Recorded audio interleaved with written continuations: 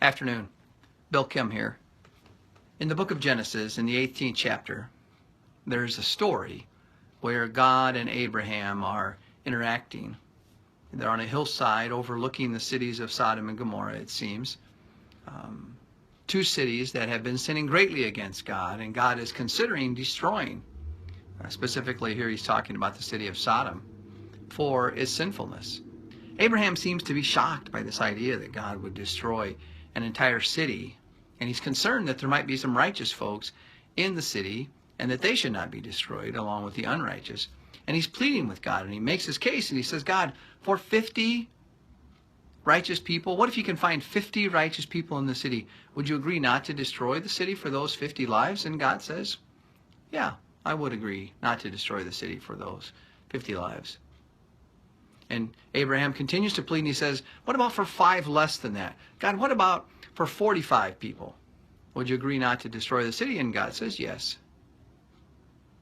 Now, God, I know that I am dust, and you're the creator, but for 40 people, would you agree not to destroy the city? And God says, yes.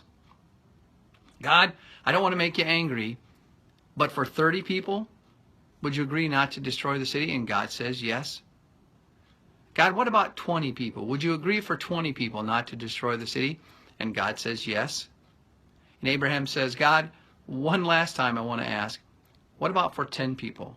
Would you agree, if we can find 10 righteous people, not to destroy the city? And God says, yes.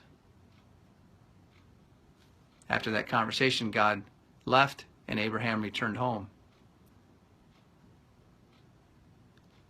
For me, that story is an excellent example of what I hope my prayer life is.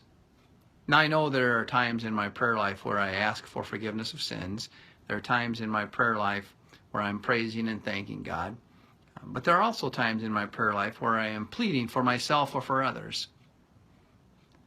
I hope, like Abraham, in all pieces of my prayer life, that I can be totally honest with God, how I feel and what I'm thinking.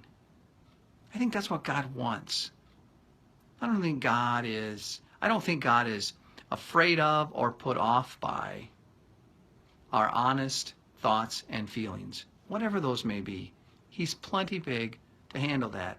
I think in this story, Abraham models for us what it's like to pour your heart out to God. Things may or may not always end up exactly like I want them to in my prayers. I don't always get the answers that I want in my prayers. But the honest, open communication with God reconnects me with Him. That's what prayer is about. That's what any relationship is about. I think Abraham models that for us.